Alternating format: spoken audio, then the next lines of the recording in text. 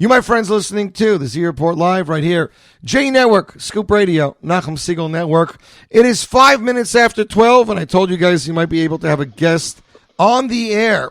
Not only is he a singer and songwriter and a child soloist, as featured on Ari Goldwag's Sheves Chaverim albums, and not only has he performed around the world as member of the Shir Chadasha Boys Choir, but he also happens to be a soldier on the front lines right now.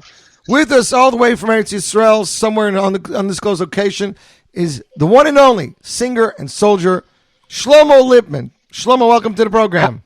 Hey, how's it going, man? How are you? Baruch Hashem. How are you? Are you safe, my friend? We're safe, thank God. Yeah, thank God. Our area right now is very, very quiet, and we're doing our job up here, but everything's good.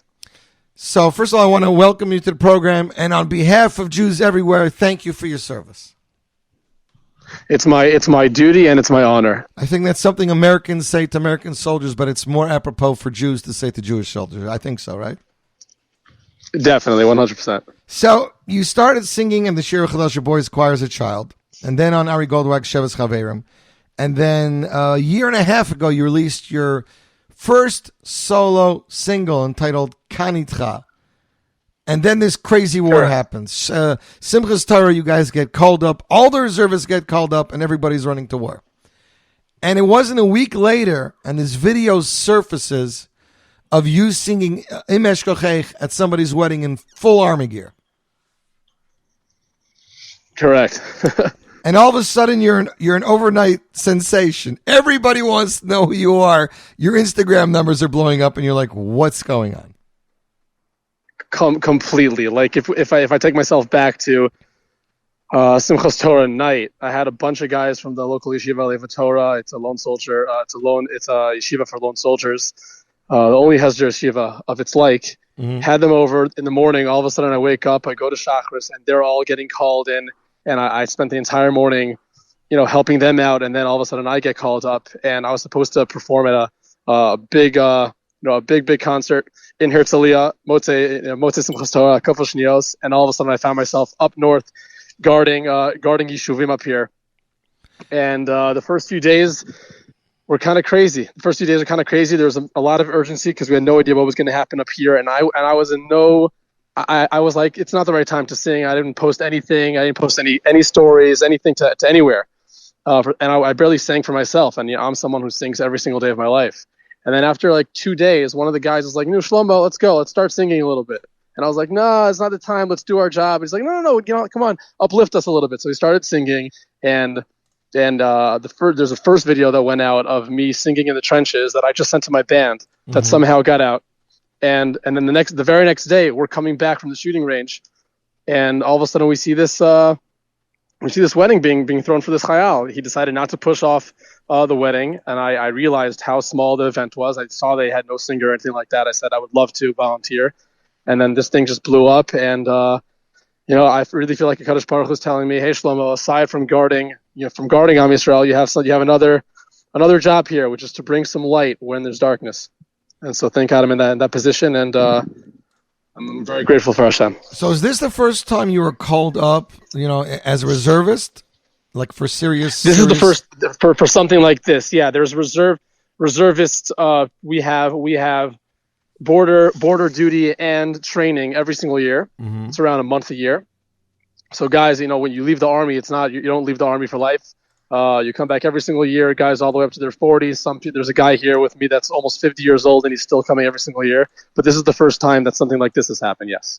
So tell me, you didn't know what to expect. I mean, I'm assuming that's the truth, right? So, like, how do you go from Yontiv to you're getting called up?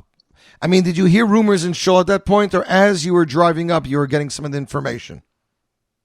So I heard the rumors starting in the morning. Mm-hmm. I was around guys that were in active service.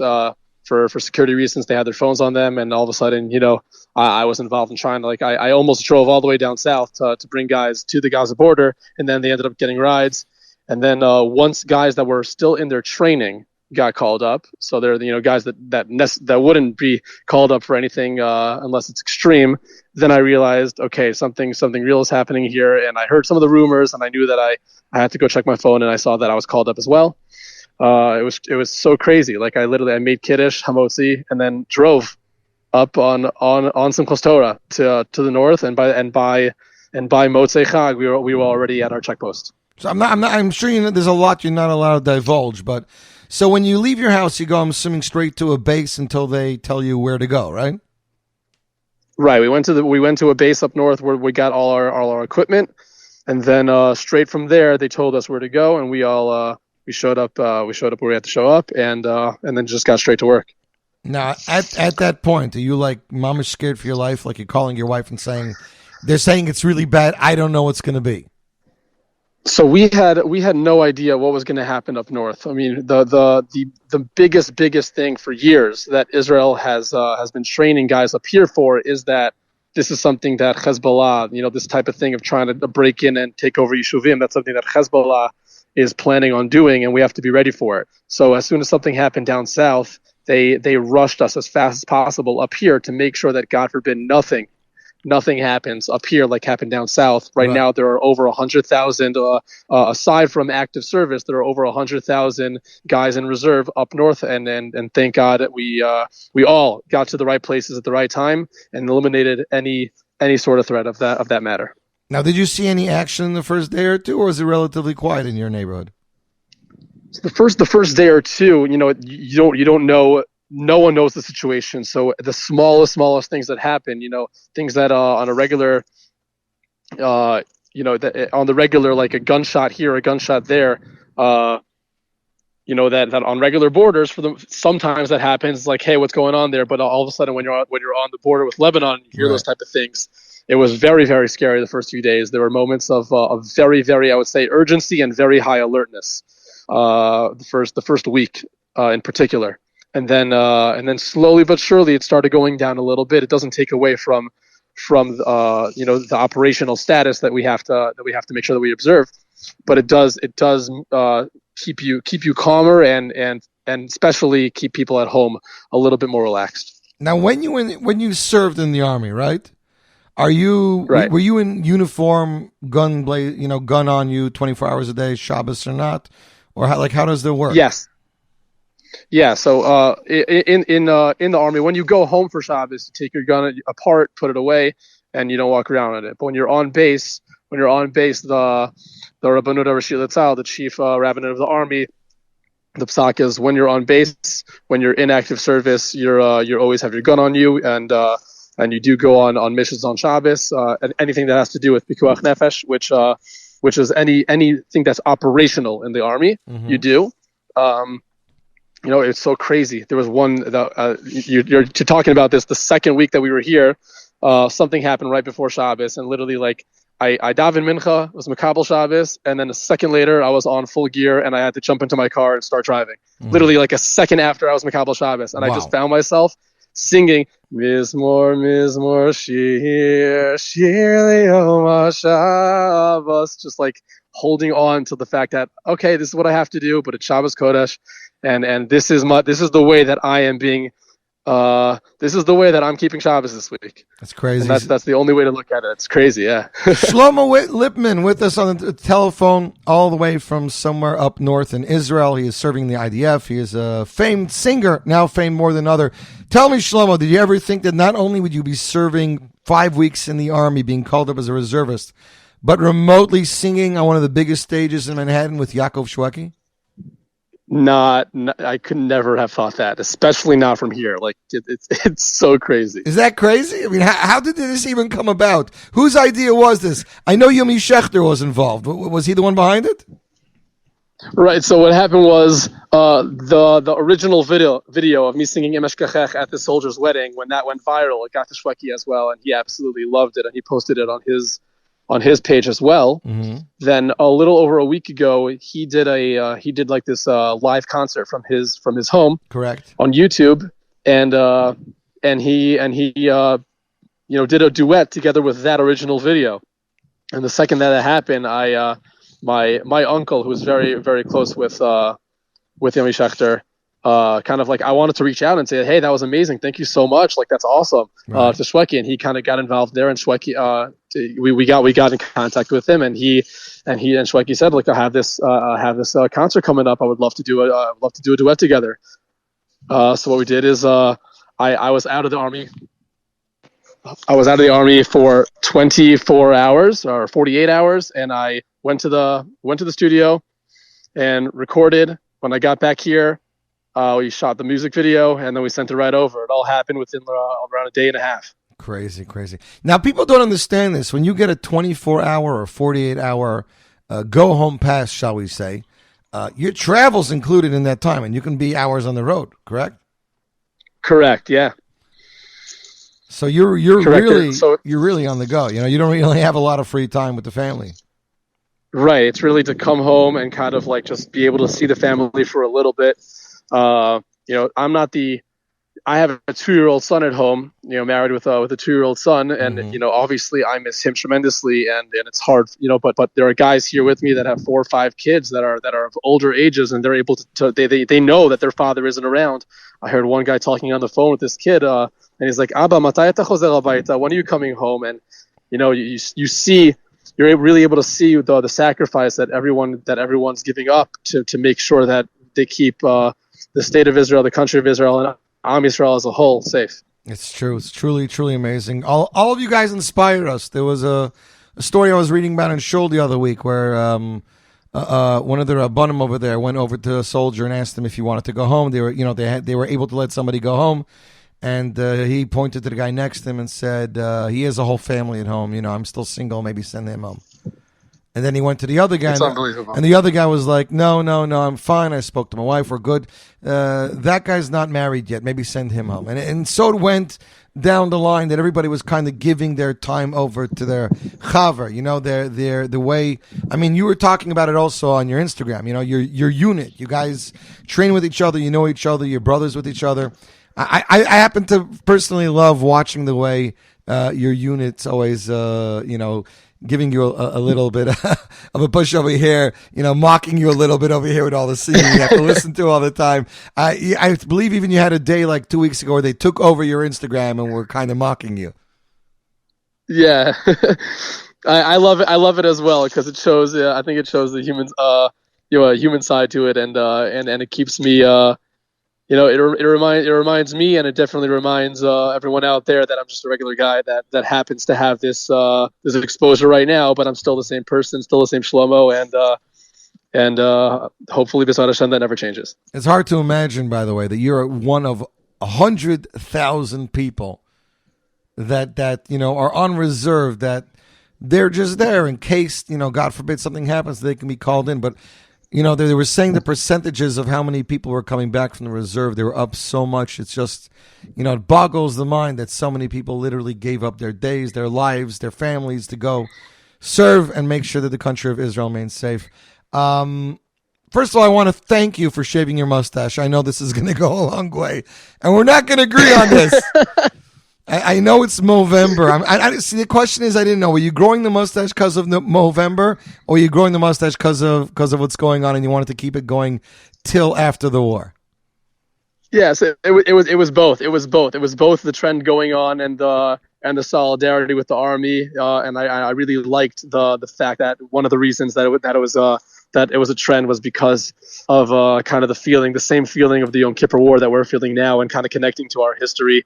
And I waited until November because I wanted to kind of like add Movember in there as well. No, but then once this collab with Shwekey came along, I was like, okay, I know that you like your mustache, but I think this is more important that you look that you have a certain look when this thing goes out. So we had to say goodbye to it, at least for now. So basically, you're telling us Shwekey's responsible for you shaving the mustache. Ooh, I didn't say that. This is going to be a sound bite that we're going to put on Instagram. Yaakov Shwekey is responsible for Shlomo Lipman shaving off the mustache. Were the guys? Hey, we have to ask him what he thinks of the mustache. I don't know if he saw the video of you with the mustache. So we have to ask him first before we do anything. Was your unit disappointed when it came off, or were they frankly relieved? Most of the guys were. So my wife was relieved. Most of the guys here were like, "What'd you do, dude?" And I was like, "I had to, man. I had to." The other thing we have to mention about you is I don't think I've seen any video since this started with you without those glasses. Shlomo, what's the story behind the glasses? I've seen plenty of guys in the army without those glasses. So give me the story behind it.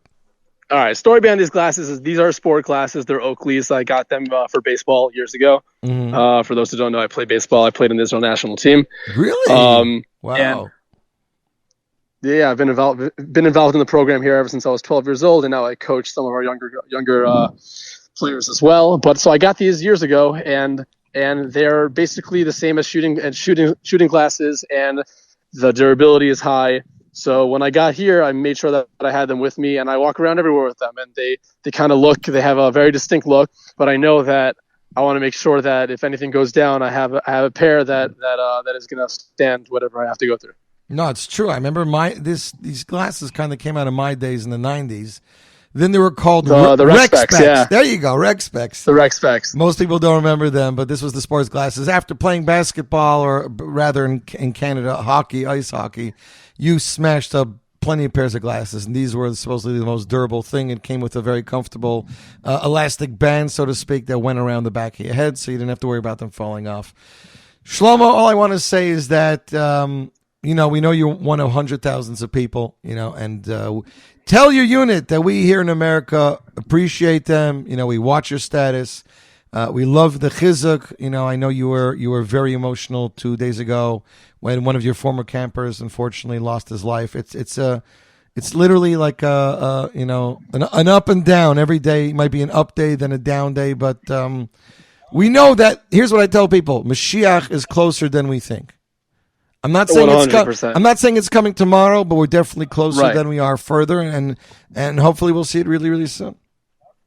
Amen, 100%. And I'm going to be home tomorrow. They're letting me out just to go be able to see the family and being Menachem Avel and just singing. I don't know if people here saw it, but there was a video of his mother singing Achenu with all of Beit Shemesh right after it happened, and I think that the amount of strength that woman has that's an example of who we are as a people. We have these up downs, throughout all of our history, but we always get back up. We always have our spirit. We're the people of the ruach. Our ruach is always strong, and we're gonna see better days. Amen. I hope we see that soon. It's always inspiring for me. Not your singing, Shlomo. It's inspiring to me? Watching you guys make Kiddush, watching you make Havdalah, just being, religious Jews who are Shomer Shabbat, to keep Torah and mitzvot. The most stories you hear about soldiers, being Makabel, putting on tefillin and keeping Shabbos, wearing tzitzis. It's literally, you can call the Jewish army because their mothers are Jewish, but watching them become more and more religious and taking on more mitzvot on themselves, it's mind blowing. It's so wonderful to see. There's a guy with us actually today, completely not religious guy, and he was playing backgammon against one of our guys, one of the former yeshiva guys, and they bet on the game. And the bet was if the religious guy won, the other guy had to put on tefillin. So he put on tefillin for the first time. No way, really? I don't know when the last time he put on tefillin was, but yeah, it was so funny. It was amazing to see, and it's like it shows that we're one people. At the end of the day, it's like, all right, fine, there's a completely Chiloni guy, completely not religious, not at all, not connected at all, not Masorti in any way. Wow. And he's like best friends with this guy, and they just play backgammon and this was the deal of that game. And I think that just seeing that picture of one of the guys like smiling like he's a Chabadnik or like at one of these stands at like did you find a feeling today? It was so awesome to see that, and that is literally the feeling here, is that we're one people, and not only religious and secular, but also we feel. I think it's important that I mention that we, especially I have an American background, see what's going on in the States and around the world, and we feel your pain as well. I know that everyone from around the world feels the pain of Tzahal and of the people of Israel right now, but we feel the pain of Jews around the world, and we're together with you in that fight as well. And we realize that it's just one collective fight of all of Am Yisrael against evil, and not just us here.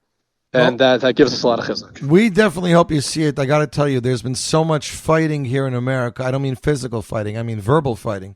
If you would see the videos of Jews who are putting up these faces of the kidnapped and they're getting ripped down, and non-Jews, I don't know if you saw the video, there's a couple of American non-Jews who were fighting literally, verbally, and going to pull somebody off. A guy who was pulling down signs saying, "What are you? This is America. This is free. Why are you pulling down that poster of the Jew?" You know, it really comes together. And then you have the march last week in D.C., which was 400,000 people came from all over the world. You know, people are donating, they're knitting, they're cooking, they're baking, they're sending jerky, whatever they can to be a part of this amazing, amazing nation. Before we let you go, Shlomo, you did say you were in the studio last week. Does that mean you're working on a new song?